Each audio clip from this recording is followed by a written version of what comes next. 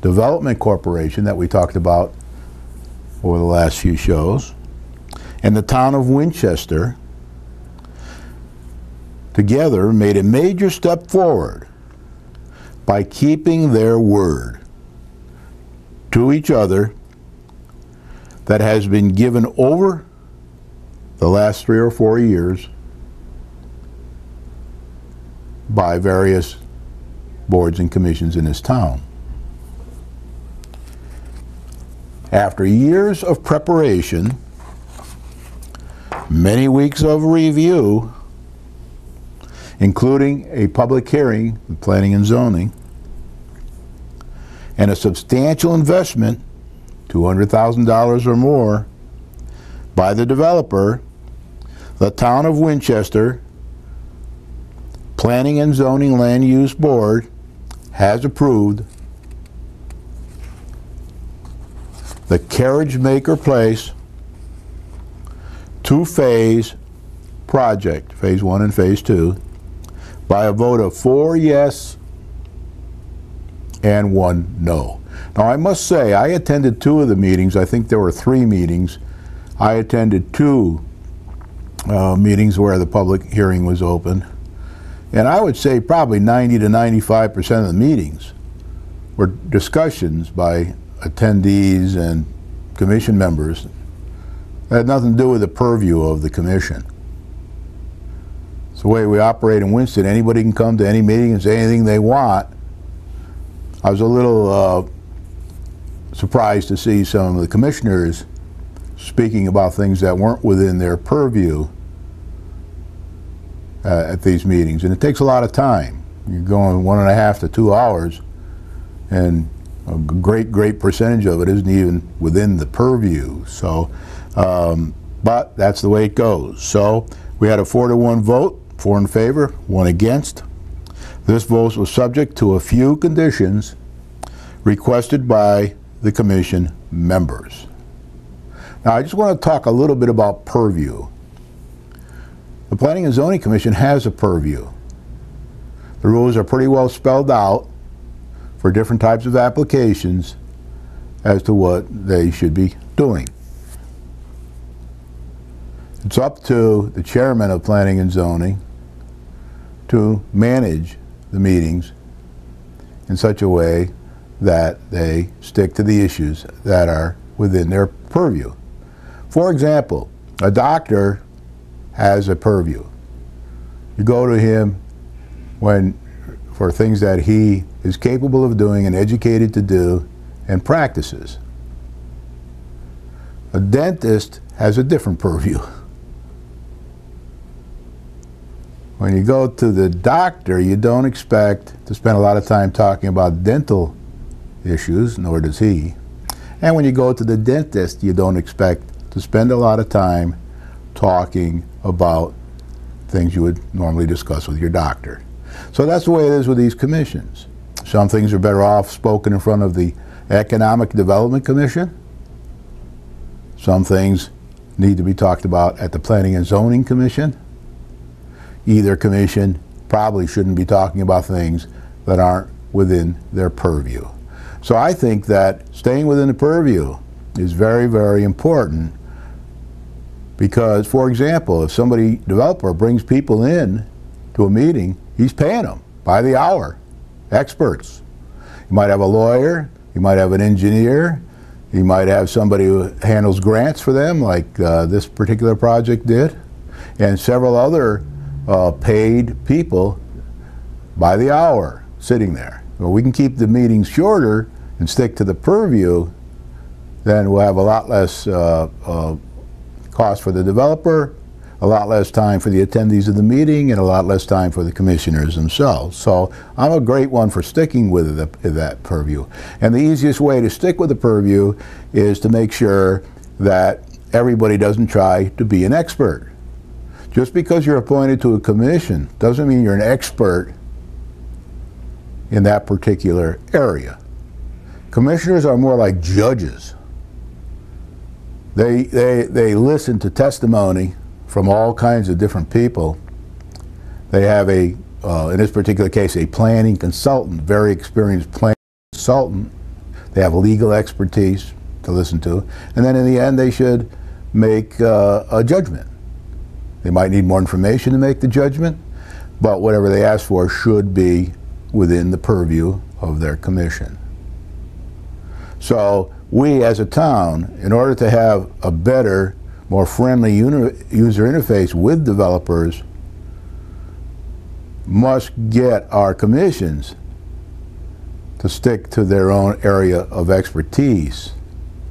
And personally, I'm on the Inland Wetlands Commission, and as a judge there, what I'm trying to do is listen to the experts, make sure they agree with each other. If they don't agree, try to get a resolution, and in the end make a decision based upon the information from these experts. Now, there are some experts on the commission as well, and their input is good too. So you've got to weigh all that up and keep moving. Now, this was Carriage Maker Place was agreed with some conditions. Now, there are two types of conditions at the planning and zoning meeting, and the first is the standard conditions that everybody gets, depending upon which application they apply for. There's a set of standard stuff. And in this case, there's one, I'm pretty sure, that says there can't be any more impervious surface than there was before you started the development. At the end of the development, there can't be any more. And that'll be measured at the end of the development by, I guess, the building inspector or whoever measures those kind of things. Then there is the type of condition that the commissioners themselves might put on. And there's an example of one or two in here tonight, and discuss. And yeah, they might put it on and they might not put it on, and it's up to them, and it's within their purview. So there were some conditions requested by the commission members. Now, in addition, and there's a little bit of a curveball here in this application. In addition, there is one very important condition that was discussed on Monday night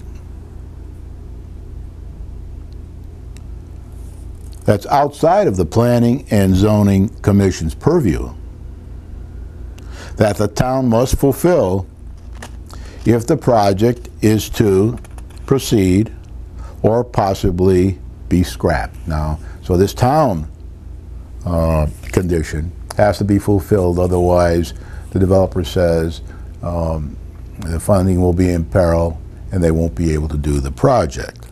So the town of Winchester has to resolve this condition. And I'm not sure I got this 1,000% right. I did talk to the town clerk about it today, and I did a little homework on it, but it is kind of confusing. But I'll just give you a rough idea what it is, and it'll all work itself out, I'm sure, over the next month or two. In March of 2008, the town clerk published a resolution reached by a unanimous consent of the Town of Winchester Board of Selectmen. I have a copy of that resolution, and I included it in my green papers that I gave to the Board of Selectmen at their last meeting. I'm pretty sure it was their last meeting. That's available down in the town clerk's office. If you want to go down and read any of this, you can. That resolution is one of the appendix in that green paper.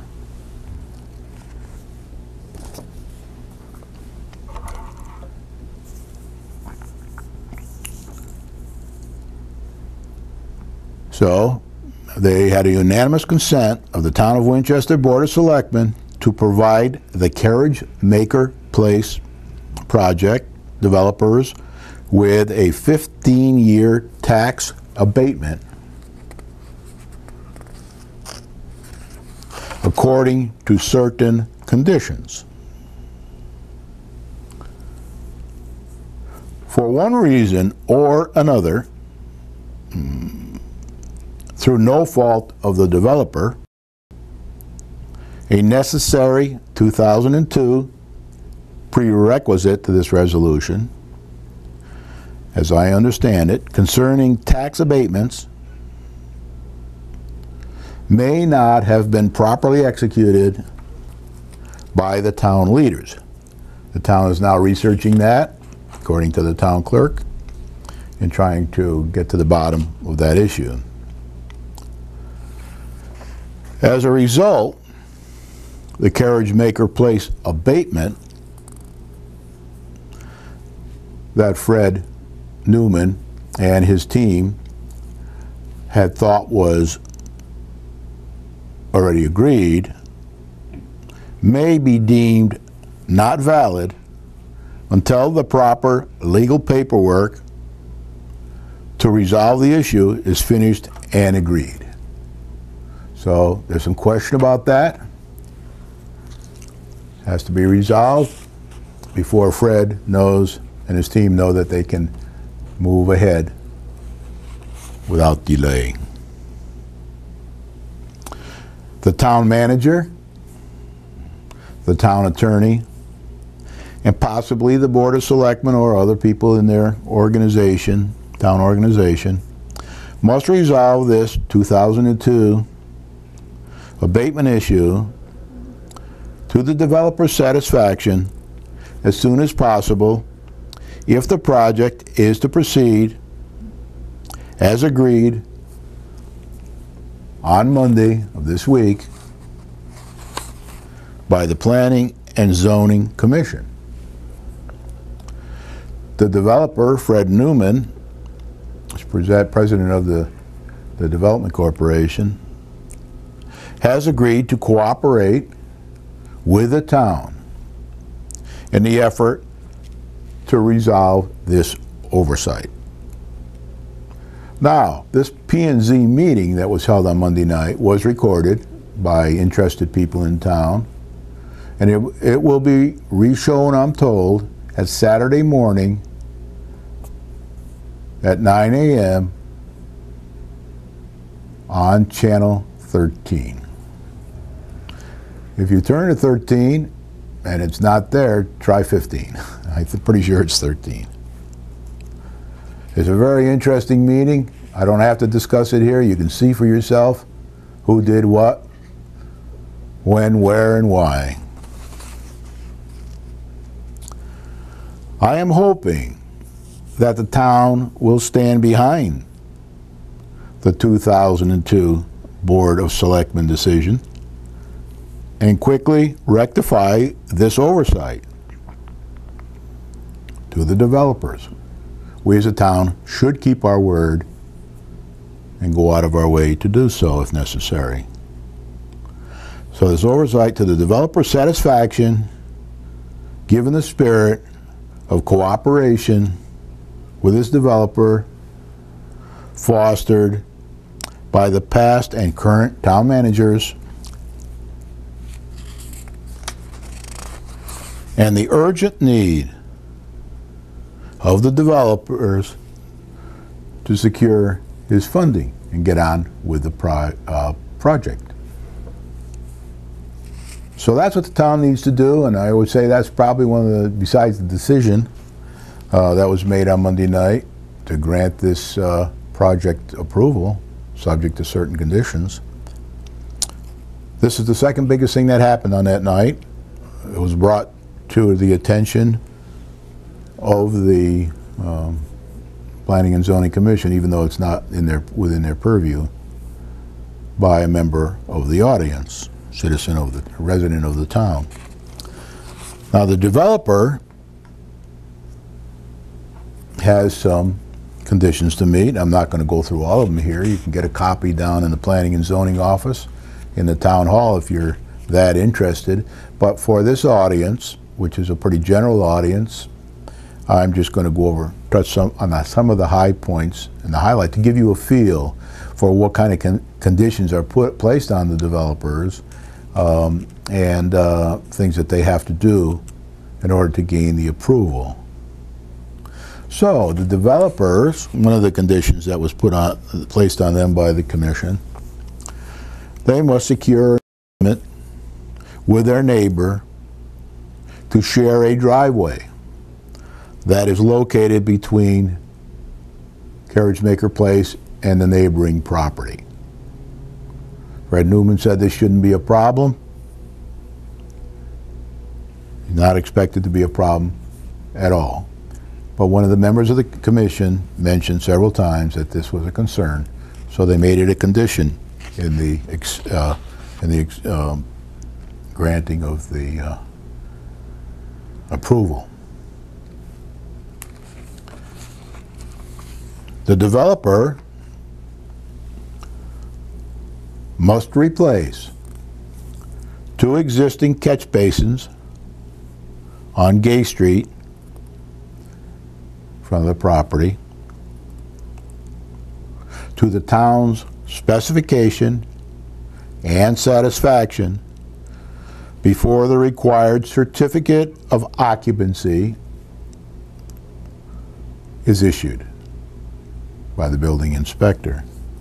Now the town Public Works Department will specify what they want to see in these catch basins, and the Director of Public Works will also check it out before the CO is issued and make sure it was done according to specification.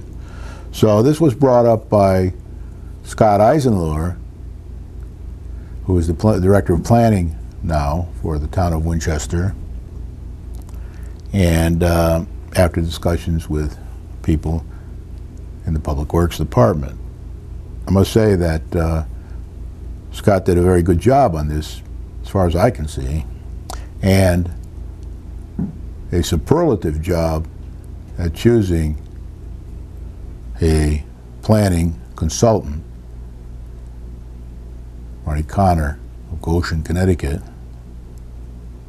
who's a town planner in Torrington, as a consultant to the town of Winchester for this project. He did an outstanding job. I went down in Torrington and asked him a few questions a couple weeks ago, sharp as a tack.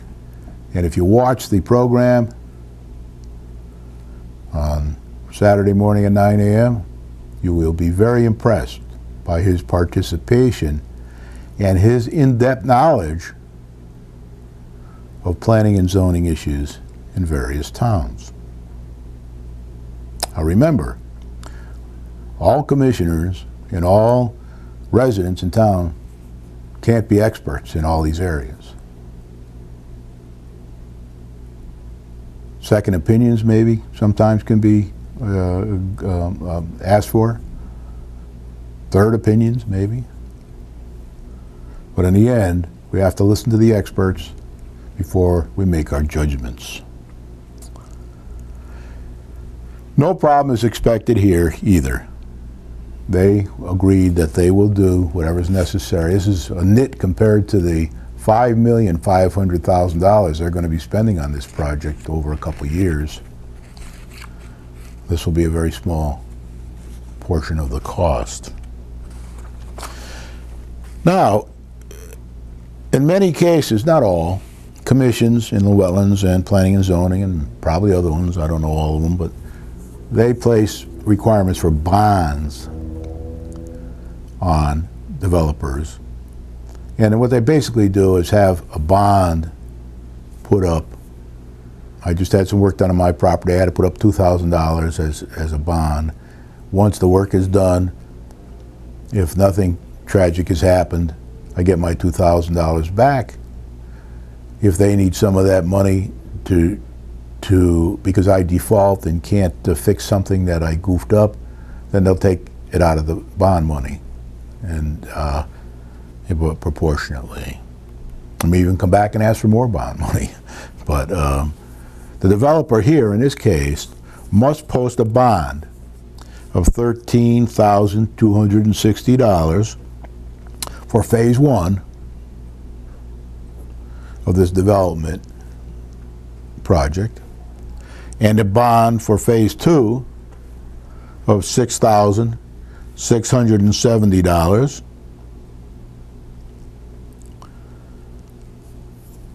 of the project for erosion and sediment controls. That means if anything goes rapidly wrong, and Fred and his team don't step up and pay to have it fixed, then they can take the money from the bond that's put up for that purpose. And this one's for erosion and sediment controls. Now, in addition, for proposed landscaping, they're going to do a lot of landscaping down there on their 0.9 acre. A little less for phase one. I mean, a little partly for phase one, partly for phase two. A phase one bond of $15,100, and for phase two, a bond of $5,820. And this is for proposed landscaping to make sure there's some insurance here in case it doesn't happen the way they said it would happen.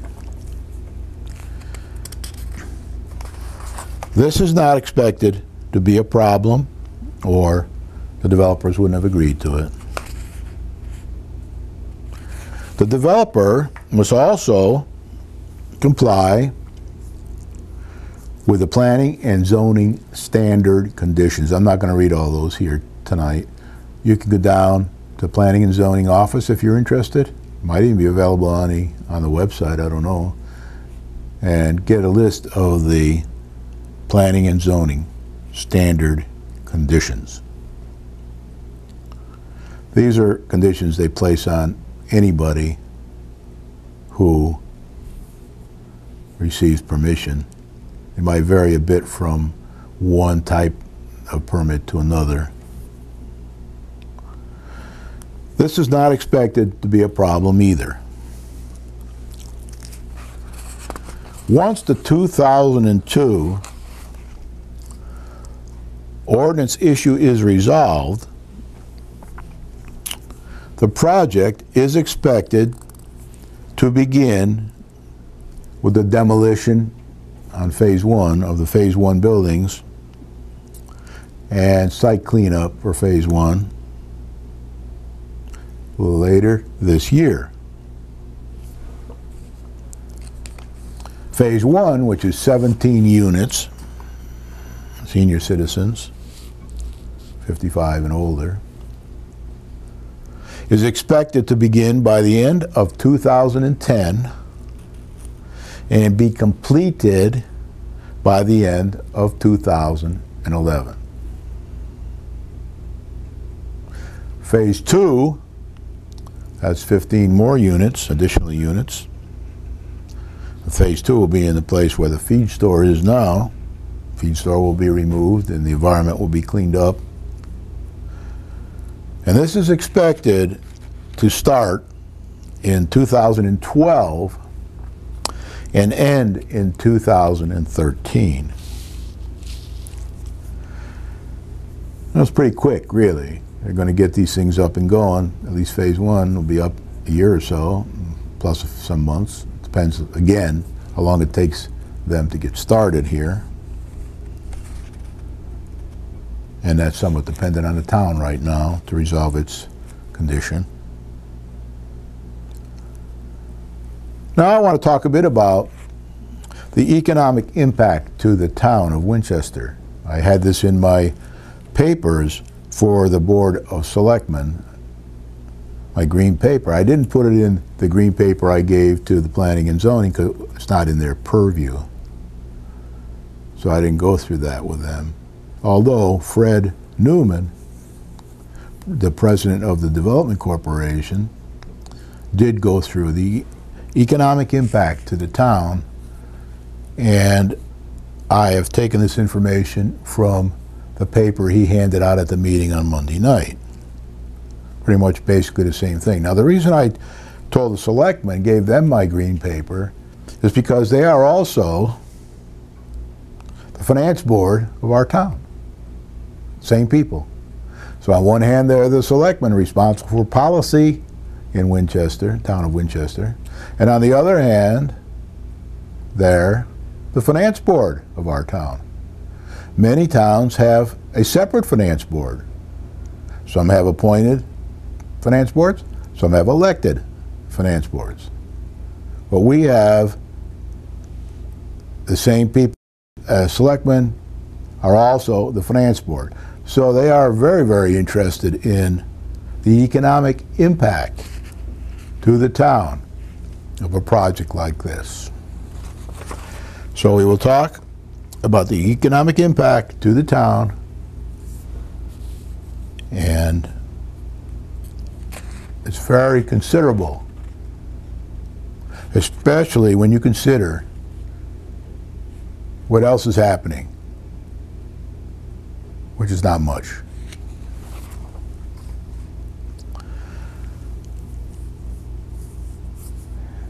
To do all the work necessary for this development, Carriage Maker Place, will cost about, estimated to be, after a lot of planning, a couple $100,000 worth of planning has already been done on this project by experts, many of whom are from our town, engineers and such, lawyers. $5,500,000 is the cost of construction, estimated cost of construction. Should they find any problems that are more than they expected, then it might be more than that. I find that it's not likely, in my experience, to be less than that. But so we'll have to see. Time will tell. $250,000 of this cost is for environmental cleanup of 0.9 of an acre in the center of downtown Winston, Gay Street. $250,000.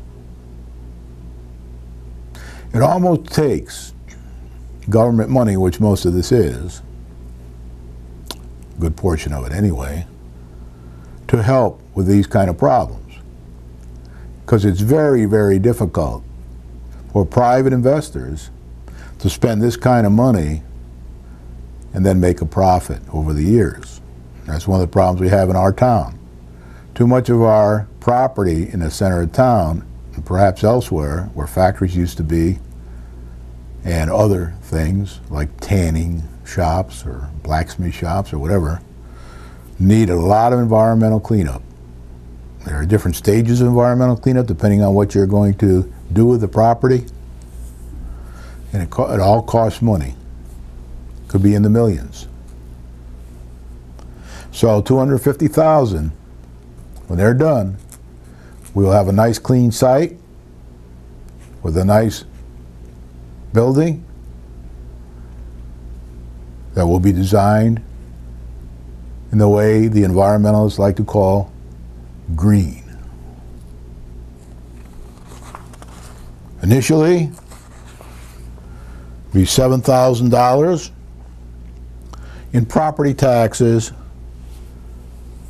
escalating at 3% a year, compounded, until year 15. That's the tax abatement that they, town resolution in 2008 agreed unanimously by the Board of Selectmen of the town of Winchester. So we were not going to make a big killing on taxes here for the first 15 years. This is an investment in our future. Also has a lot of short-term benefits, but it's an investment in our future because in year 16 they will pay full taxes on the value of their property, the assessed value. Now, the Glen didn't receive a 15-year abatement. It received 7 years of $10,000 a year for 7 years, and it also got some tax credits elsewhere that it paid, so it paid its taxes to the town. But they are now paying full taxes, and they are at number 11 on our real estate tax, property tax list, number 11. Laurel, I think it's called Laurel Way, is about 5 or 6 years into its 15-year abatement. When it gets to the 16th year, it will probably be number 10 or so. on the list. Top real estate property assessed values. Carriage Maker Place itself will be up in the top 10, all things being equal, in the 16th year of its existence. So, according to the developer, and there are various numbers here depending on who does the numbers and what they take. I always do mine very conservatively by using the numbers from the town, making some assumptions, which I always clarify, because some numbers are hard to get, like what will the assessed value of the property be in 16 years? Well, nobody has a crystal ball. They can't tell you that. You have to make an assumption and tell everybody what the assumption is and then change it one way or the other. And of course, everybody makes a different assumption. I try to, as a mathematician, try to use very conservative assumptions to make my point. So in year 16, when they pay full taxes, no abatement will exist then, unless some new one comes up over the next 15 years. They're estimated to be about $64,295. And then it'll go up each year as everybody else's assessments go up or down. But that's a big number.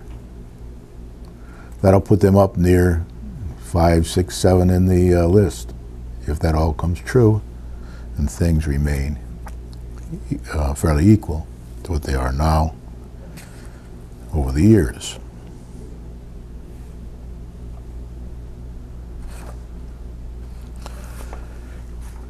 $7,000 water and sewer. And the chairman of the Water and Sewer Commission was at 2 of the meetings, at least that I saw. It might have been at 3. And he said he's in favor of this project because it's good for the town and it will bring in water and sewer money that we will then use, of course, to improve our part of the improvements that we have to do from year to year to keep our water and sewer taxes in check.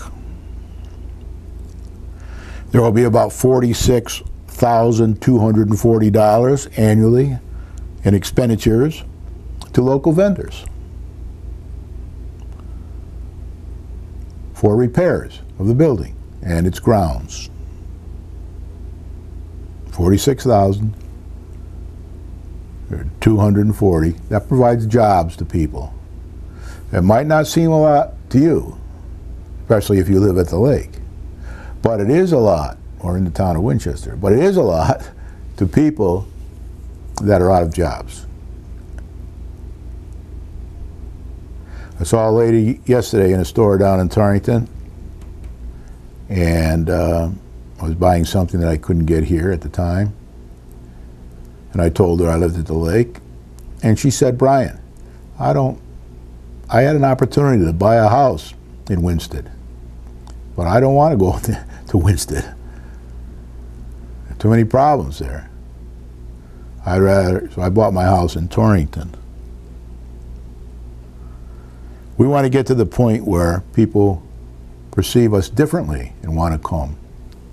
So for somebody, there's going to be some jobs here. And that's annually. $36,450 in annual expenditures to local vendors for capital repairs. So now, 46, you're talking about $70,000, $75,000 there altogether. And it's for capital repairs.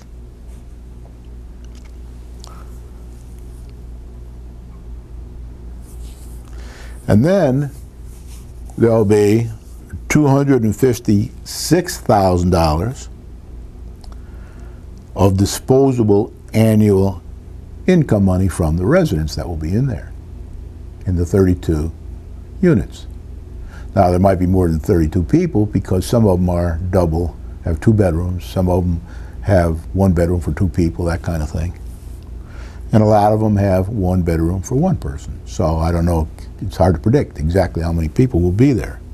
But altogether, Fred Newman estimates, and And that'll be about $256,000 of disposable annual income for the town and its on our environment. Now, when we were talking about the projects up on the Route 8 corridor, the large projects up there a couple of years ago, we were talking in the millions. Tens of millions in some of these categories. But every little bit helps. We'll have a nicer downtown area, we'll have a cleaner acre, and we'll have a nice green housing project. Some people say, well, what happens if seniors go away? Well, I don't think they're likely to go away for quite a while. Certainly not in my lifetime. We do have the baby boom generation coming. Also, people, even without a baby boom generation, like to come to this area when they retire. Either they have family here or in the vicinity. A lot of them lived here all their life, or went away and came back, or a lot of them lived here all their life and stayed. But we also have the Berkshires too. And there's a lot of people who go to the Berkshires from New York and New Jersey and other places when they're children. And they have a desire to come here in their older age, and if for one reason or another, Lake Ridge is a good example of that. And they come. We have a few in Winchester now, on Granville Road, up at the lake, in Winchester, and in Winsted. So let's not look down our nose at this stuff. This is very good for our town. And even if there were no more senior citizens, these apartments could be used for college students, for young professionals. One of the points that was made by Marty Connor, who made a lot of good points, you should watch the video, made several very good points, was that if you supply this kind of housing, then people who are in two-family housing or on the second floor of a two-family house and can't handle steps anymore for arthritic reasons or any other reason, then they will move into this kind of a situation here, Carriage Maker Place. And then younger people on their way up, maybe people starting out, maybe people already on the move, will move into their buildings. And it will kind of balance a little bit. So he was very positive about that, because there was a concern by some people, even though it's not in the purview, that you know, it'll cause havoc for the environment. Our consultant, planning consultant that the town hired for this particular review, did not agree with any of that. He thought it was very positive for the town. And he didn't think seniors were going to go away in the short run. Many seniors, by the way, did show up for these meetings, especially the 2 meetings ago. I'm glad they did, because there's plenty you can do to help here. Plenty you can do as seniors. So I'd like to say many thanks to all who are helping to make this housing a reality for the town of Winchester and its seniors.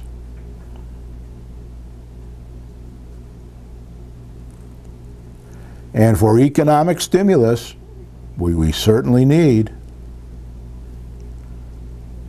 and jobs.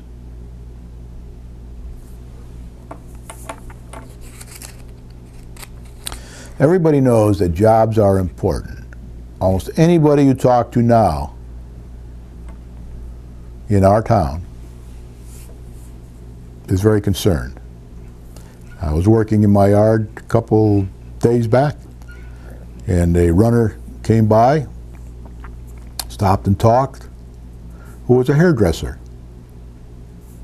And I asked, as I do every I talk to, how's your business going now? And the person said it was terrible. Didn't use that word, but said it was not good at all. And this person was studying to improve her own skills at our local college so that she could broaden her scope of job opportunities. I once saw a person downtown and I said, how you doing in your job search? He was with his wife down in front of the post office. And he said, not well. He said, I've put out 250 or so applications. And over the last 2-3 years, this was even before the recession. And I haven't had any luck yet. And I said to the person, as I said to the hairdresser, are you willing to leave town to get a job? Go anywhere in the country. Go to any certain area of the country. And the answer always comes back, no. We want to stay here in our town and get a job here or in the environs here because this is where our families are. This is where our children are. Some still in school, some in the early stages of their education. And I talk to all the business owners on a daily basis whenever I go into a business. First thing I always ask them, whether they're in here in Torrington or up in Maine or wherever I am, how's business? What's happening? That's what systems analysts do. They look for information. Now there's also kind of a feeling, I think, that sometimes people like Fred Newman and his team don't pay enough attention to what's going on in the planning for the community. And that could be, they're very busy people. Try to call Fred Newman sometime. He's a very, very busy man. But I personally think there's an obligation on people putting together planning for the community to reach out to the Fred Newmans of the world. That's what systems analysts do. They go knock on Fred Newman's door and spend hours with him trying to find out what his needs are in the community. There has to be give and take here. We can't just expect everybody to come to the committees. The committee should reach out to the town leaders and try to get the feedback that they need to produce plans that are responsive to the needs of the leaders and the residents themselves. So I say, and will continue to say, to everybody who's worked on this project, for anybody who's helped Fred and his team, for anybody who's come to any of the open public hearings, for everybody who asks questions all the time about these things, I get plenty of questions. One of the reasons I started to do TV a few years ago is because I got so many questions all the time from different people that were the same. And it was taking up a lot of my time, so I said, well, I'll just go on TV. Say it once, saves me saying it 100 times over a month. To everybody who comes back from vacation or from winter in Florida or from New York, winter in New York, they all come back, they all ask the same questions about what's going on in the town. So this is an easy way to get the information out to them. So keep up the good work, everybody. The way to make things positive is for people to be positive. I can't say enough about that. Most of the people who come to these things and express their opinions often don't do it in a positive way. There are always more people against who tend to speak up. The people in favor don't tend to speak up as much. They rely on our town leaders to do that for them. I figure they elected them or appointed them, or their leaders have appointed them, so they should be able to keep the balance in this town. We all know things don't quite work that way, so it's very important. So keep up the good work, everybody. It takes time, it takes patience, Sometimes you get pretty frustrated.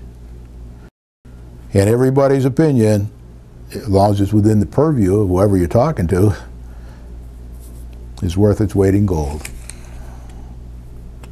If it's not in the purview, then it's a waste of time. Let's all continue to make responsible commitments, like we did last Monday with the Planning and Zoning Commission and the Carriage Maker Place development team. Let's continue to make responsible commitments to our town, as Fred Newman is doing, its developers, as Planning and Zoning did on Monday night, and its citizens, as the selectmen and other boards in town do on a weekly, daily, hourly basis.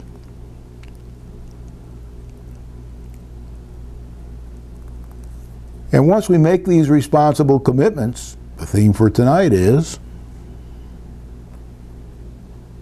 let's keep them. The whole time I've been involved in this, I've said, look, this guy's been dealing with us for 3 years. Everybody knows what he is doing. He's got a 5-year plan. Anybody can pick it up and read it. It's been around. He's gone out and talked to people about it. I had on a list of possible projects that might come to fruition 2-3 years ago because I heard about it. So I kept saying to myself, we the town have encouraged this person to spend $200,000 and his team. We did it in good faith. And thankfully, this all came to a head on Monday night, and the town did stand behind their commitments. We still have to resolve this one issue that's outstanding. That's neither the fault of the existing management or the existing developer. We just need to get it resolved. Things happen like that. When you change town managers every 2 years, like we have over the last 10 or 12 or 14 or whatever years, then you got to expect that there's going to be some problems, and some slip-ups, and some things not get quite done. One we're talking about now goes back to 2002. It's at least 3 or 4 town managers ago. It's hard to keep continuity. Now, we have an excellent town manager now. He's agreed to stay with us. We're all very happy about that. He looks like he's treating everybody equally and fairly, and that he's trying to be as apolitical as possible, from what I can see. So if we can keep that town manager, we can support that town manager, we don't try to micromanage that town manager, I think he can make it through a change in the majority. If the Democrats get re-elected, then they'll still have him. If the Republicans get elected, I'm sure they would keep him, because he seems to be very objective, a good team builder, and a guy who can get things done. Now, we as citizens and residents, I always say citizens, but I guess I should be saying residents here,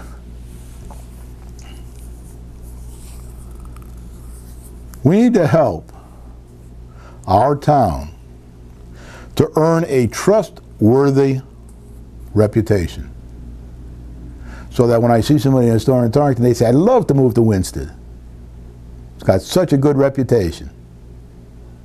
I'd love to work in Winston. It's got such good reputation. I personally, as a resident, have gone to contractors and said, I got a job up in Winston on Highland Lake, and they said, we're not going there. You get all the permits, you go through all the planning, the boards, we don't want to go there. Some of them even said to me, we don't want to do the job. We don't want to work at Highland Lake. We don't want to work in Winston. Well, we've got to get rid of that image.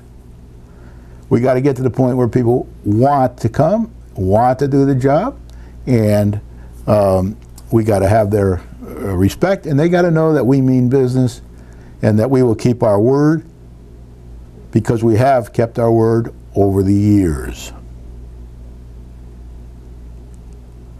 So let's all help our town to earn a trustworthy reputation and maintain it. In business, I have many, many jobs in many parts of the world. And in the troubleshooting jobs, which seem to be more often than not in my last 20 years, I would have a job in a large corporation trying to engineer a turnaround situation or raise money or whatever. And a lot of the vendors that work there were very frustrated with the way I had to run the business. But when the company was bought out and my contract expired, some of the people that were the most frustrated wanted to hire me to come and help them evolve their corporation or entity, whatever it may be. One of those was when I was up in New York working for one of the phone companies on a contract basis. There was a software company down in Washington, D.C., and the CEO of that company, I had him on the carpet a few times up in New York. Very uncomfortable, reviewing the problems that his company was and my people were together causing and trying to come up with fixes for that. And then when he became commissioner of the IRS and my contract expired in New York, he asked me to come down and do a similar job for him. Shoe was on the other foot down in Washington, D.C. So I went down for a couple of years and worked with him. So that's because I did the things that I was supposed to do. And he wanted those same things done for his company, which happened then to be the IRS, but because he was commissioner. So we need to earn all that. And we need to work towards that. We need to get to the point where we are trusted by developers and other people that want to bring their businesses to our town. Now, as you know, now we're without a planning director. We have Scott Eisenlohr doing a lot of the zoning work for planning and zoning, but we need somebody to help us, as mentioned by the town manager in the last selectman meeting. I think I saw it in the paper. I don't watch the selectman meetings anymore, but I read about it in the paper. It saves me a lot of time and frustration. But the town manager said that the lack of a planning director, and I think we have some money in next year's budget for it, should it get approved, this might be hurting us in getting grants for our town. I look at it a little differently. I think we need the grants. I'm not arguing with the town manager on that. But what we really need are some things that bring in profitable, recurring, additional revenue to help us bear the burden of the costs in our town. So with that, I think I'm going to say good night. I'll probably repeat this program once or twice for the next couple of weeks for all those who couldn't watch it tonight. And then we're going to have our second quarterly review, Planning for Success. So for Getting Things Done, this is Brian O'Haron. Thank you all, especially Fred Newman and his team and the Planning and Zoning Commission for keeping their word on this project, Carriage Maker Place.